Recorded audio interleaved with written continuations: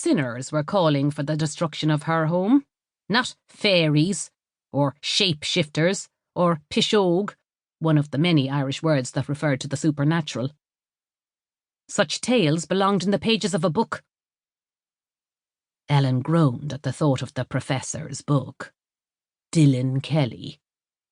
He was also behind this, riling everyone up with the promise of wild tales. Enough! She didn't want to think about them any more. Ellen Delaney dove into the tent and rifled through her bag for her bottle of Powers whiskey. This nonsense would end tonight. She had made a bet. In her quieter moments, she called it a deal with the devil. But she would see to it that the terms were honoured. As she sipped on the whiskey and looked out over the soft green hills, kissed by the lingering sun, the conversation played in her mind, like background music. If you're so sure fairies don't exist, spend the night near the fairy ring. I will so. Sundown to sunrise, not a bother. Alone? If I do, what's in it for me? They opened the calendar to study the cycles of the moon. The 21st of June, the summer solstice. Ellen's daughter was leaving for a conference in Dublin just at the right time. Ellen had no intention of forcing Jane to camp overnight with her. She wasn't built for it. Legally blind, her daughter startled easily.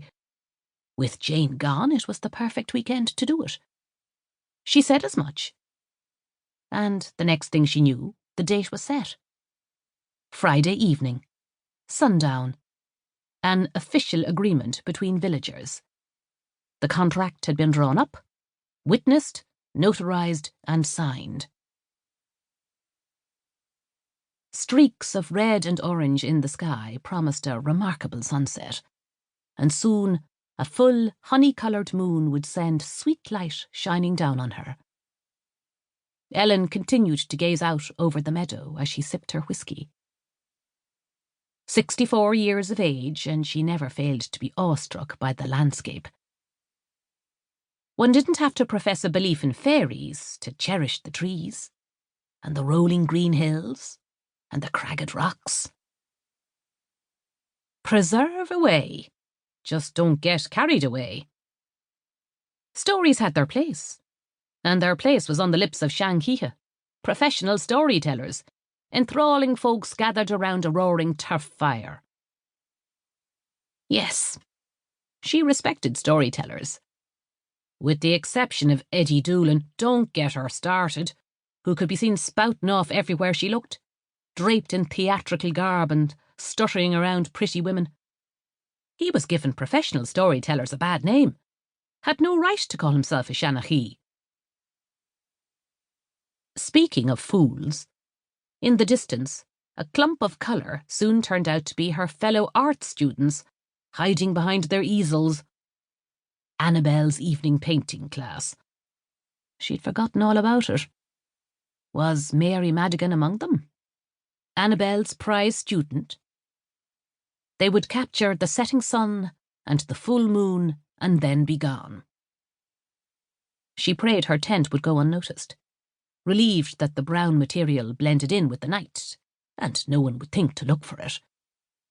She thought of making a fire, but didn't want to draw any unnecessary attention to herself. When the sun finally dipped below the horizon, the art students packed up and disappeared. The moon did not disappoint. A fat orb pulsing with life. So palpable was its glow, Ellen could almost feel a magnetic pull, igniting the first prickle of fear. Nonsense. She crawled into the tent, lest her imagination get the best of her.